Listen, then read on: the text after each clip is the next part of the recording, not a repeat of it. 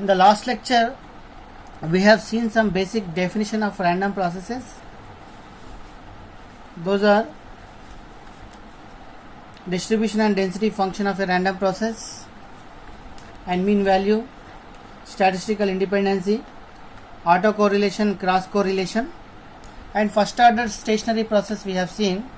So today in this lecture we will see what is second order stationary process. So a random process is said to be second order stationary process if its joint density function do not change with respect to time. That means the density function at any instant of time, that should be constant. That is the condition number. So here, so this function is joint density function. So this joint density function is always constant at any instant of time. Constant at any instant of time. Or else we can call the dense function do not vary with respect to time. So that is the first condition. So second condition we have the autocorrelation function is also independent of time. So autocorrelation function, it is also does not dependent on time, independent of time. That means if you calculate autocorrelation function, that is Rxx of t1 comma t2 always constant at any instant of time, at any instant of time, or else it is independent of time. That means if you calculate Rxx of t1 comma t1 plus tau, here tau is a time delay, so that is equal to expected value of x of t1 into x of t1 plus time delay, that is tau. So here autocorrelation function between two time instants at t1 and at t1 plus tau. So this will be independent of time, that is Rxx of tau. So when you calculate autocorrelation function, in the answer we should not get t value and we may get the time delay value. So tau here is time delay, that is constant. Time delay, that is constant. So one can say a random process is said to be stationary if joint density function do not vary with respect to time, or it is constant at any instant of time. That is the first condition. Second condition, the autocorrelation function on any time instants, two time instants, must be dependent on time delay but not dependent on time value. So these are the conditions. So when we do the problems, so once these conditions are satisfied, then we can say the random process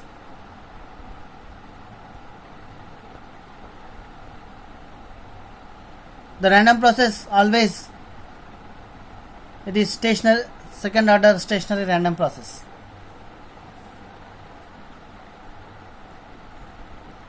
Now we will see wide sense stationary random process.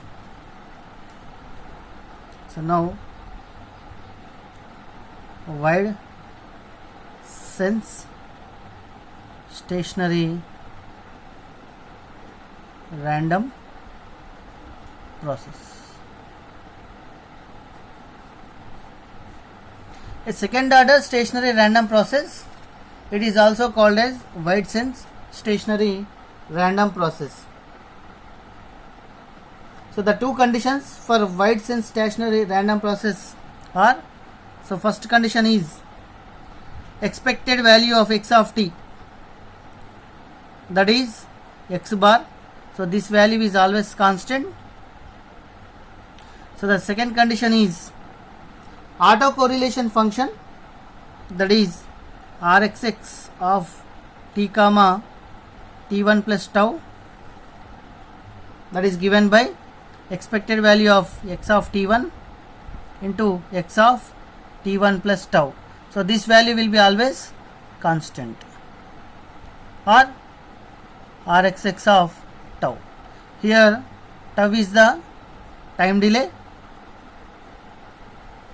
that is constant.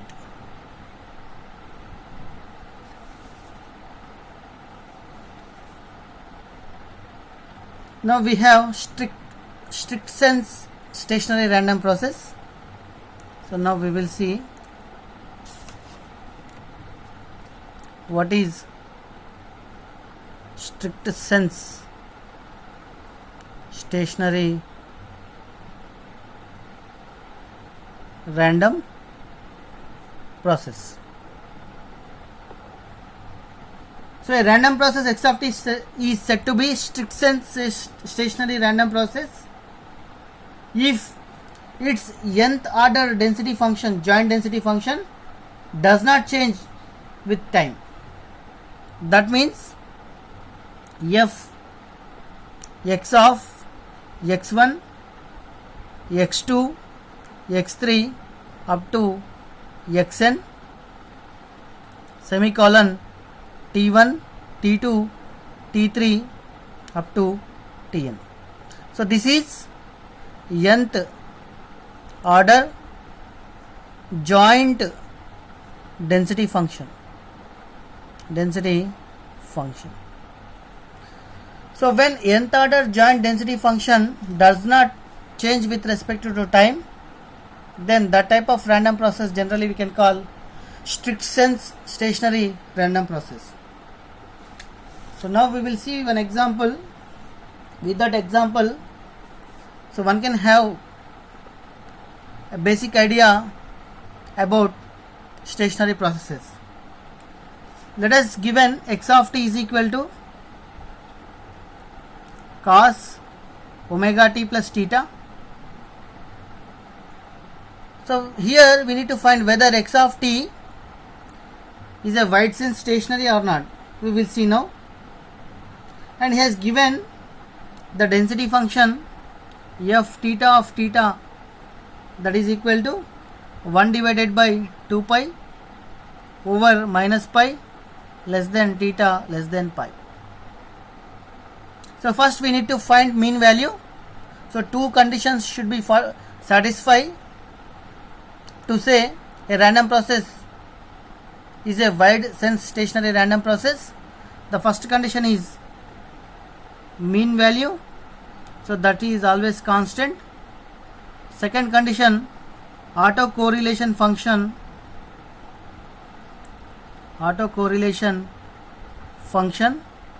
always it is constant. So first we will see the mean value, next we will see what is autocorrelation function value.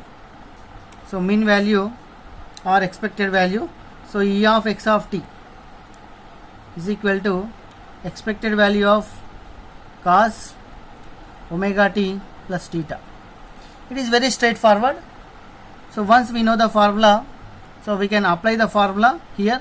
So integration, so here limits are given from minus pi to pi, so I can take minus pi to plus pi cos omega t plus theta. Dense function has given 1 by 2 pi into d theta. So 1 by 2 pi constant I can take outside, 1 divided by 2 pi integration minus pi to pi cos omega t plus theta into d theta. So cos is a odd signal, even signal. So if I find the area of cos is always equal to 0, because the cos is something like this. So this is the cos signal. So from minus pi to pi, the positive area of the signal or a function and negative area of the function is always equal. So the total area, integration is nothing but area. So total area of cos signal always equal to 0. So expected value of x of t is 0. So first condition is satisfied, mean is equal to constant. So next we will see second condition, whether it will be satisfied or not.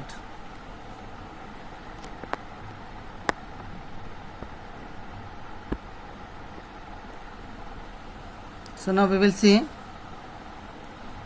second condition.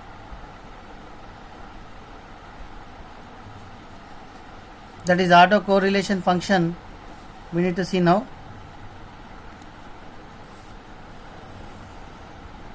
So autocorrelation function. So autocorrelation function, already we know Rxx of tau equal to expected value of x of t into x of t plus tau. So that is given by expected value of, so x of t has given cos omega t plus theta, x of t plus tau. So wherever I have t, I can substitute t plus tau, omega t plus omega tau plus theta. So one can write here, I can multiply and divide by 2, then I will get 2 cos omega t plus theta into omega t plus omega tau plus theta.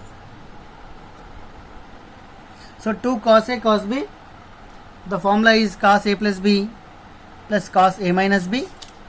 So I can write the formula, then I can get Rxx of tau is equal to 1 by 2 expected value of cos A plus B. So cos omega t plus omega t, 2 omega t plus omega tau plus 2 theta plus cos A minus B. If I do, then I will get cos omega tau. So omega t cancel, theta cancel. Cos is a even signal, even if I get cos of minus theta, I can write cos theta. So expected value of x A plus B I can separate here, so that I will get Rxx of tau is always equal to 1 by 2 into expected value of cos 2 omega t plus omega tau plus 2 theta plus 1 by 2 expected value of cos omega tau. So this value is always 0. Expected value is nothing but the integration x into fx of x, that is integration minus infinite to infinite cos 2 omega t plus omega tau plus 2 theta into f. The dense function has given 1 by 2 pi, so I can write 1 by 2 pi. So limits has given minus pi to pi. So if I apply limits, so t is there. So this is the function of time. So for cos, if I substitute upper limit, lower limit, then I will get always equal to 0, because already we have seen the total area of a cos signal is always equal to 0. So the first quantity whatever I have in the formula, that will go to 0. And second, I have Rxx of tau is equal to 1 by 2. So cos omega tau is a constant here, so I can take outside cos omega tau. So expected value of 1 is always equal to 1. So now if I see autocorrelation function, it is depending on tau, but it is not depending on t. So we already we have seen a random process is said to be wide sense stationary if it satisfies two conditions. First condition is mean is constant, autocorrelation function is also constant. So we can say x of t is wide sense stationary random process.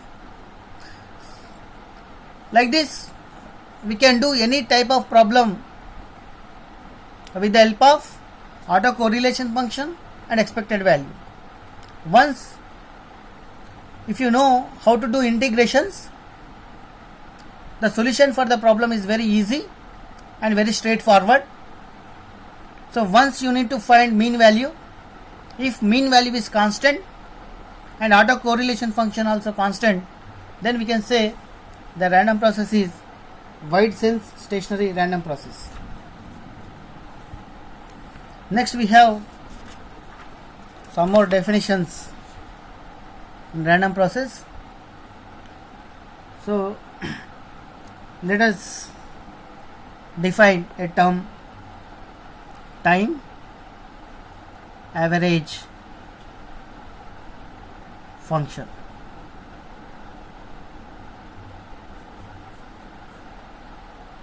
And let us take a random process x of t or a function is varying on timeline minus t2 plus t.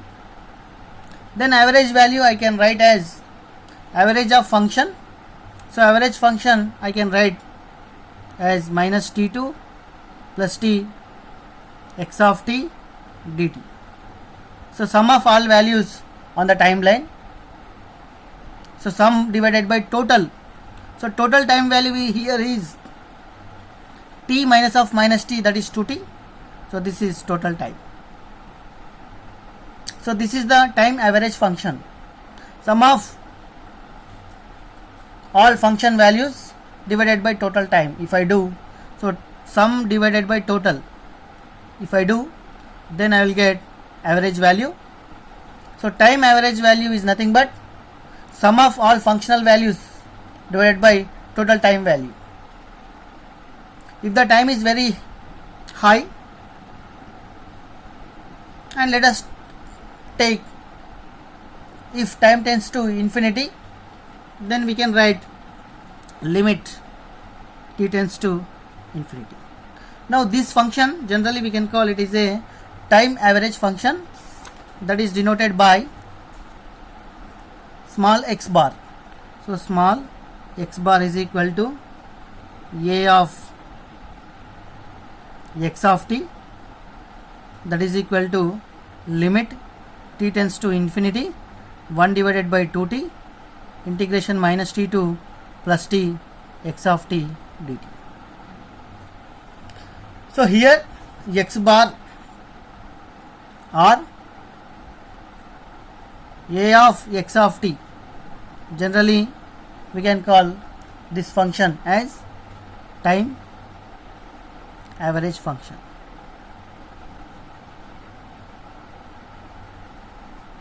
Next we have time autocorrelation function. Time autocorrelation function.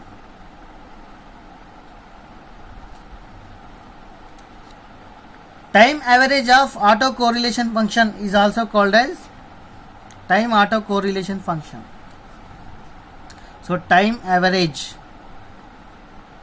of autocorrelation function, that is nothing but x of t into x of t plus tau. Already we have seen autocorrelation function is nothing but e of x of t into x of t plus tau we have written there, but here time autocorrelation function is nothing but time average of autocorrelation function. That is very straightforward, a of x of t into x of t plus tau, and it is denoted by this symbol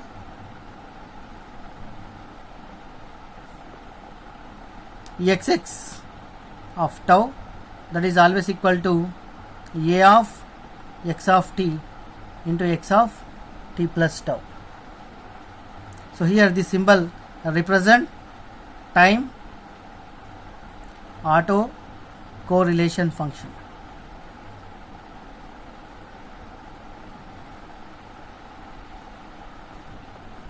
Next we have time cross correlation function.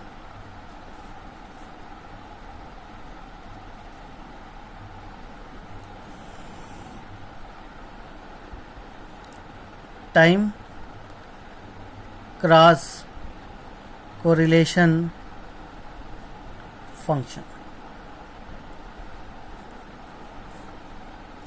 The time average of cross correlation function is called as time cross correlation function. So the time average of cross correlation function, that is very straightforward, x of t into y of t plus tau, and it is denoted by